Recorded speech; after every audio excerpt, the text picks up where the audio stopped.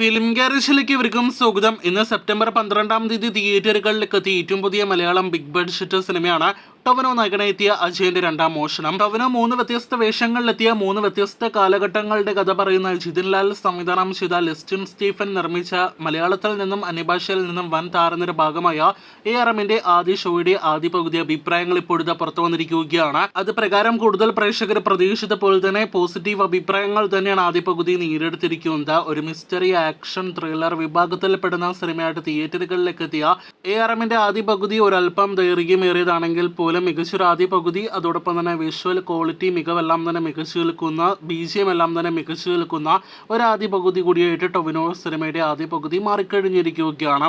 അപ്പോൾ ആദ്യ പകുതിക്ക് തന്നെ പോസിറ്റീവ് അഭിപ്രായങ്ങൾ ലഭ്യമായ സിനിമയുടെ രണ്ടാം പകുതി എത്രത്തോളം മികച്ചു നിൽക്കും എന്നതിനെ ആശ്രയിച്ചായിരിക്കും സിനിമയുടെ ആദ്യ മുഴുനീള അഭിപ്രായങ്ങൾ വരിക.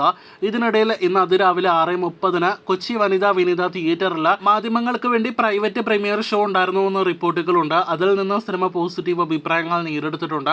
എന്തായാലും റെഗുലർ ഷോ അഭിപ്രായങ്ങൾ വരട്ടെ. ഇന്ന് ഉച്ചയ്ക്ക് 12 മണിയോടെ സിനിമയുടെ ആദ്യ യഥാർത്ഥ അഭിപ്രായങ്ങൾ വന്നു തുടങ്ങും.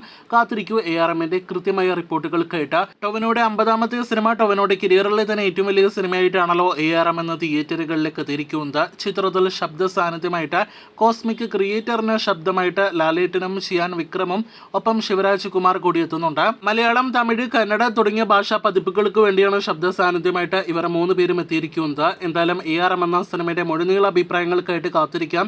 കൂടുതൽ ARM വാർത്തകൾക്കായിട്ട് പ്രേക്ഷകർ കാത്തിരിക്കൂ.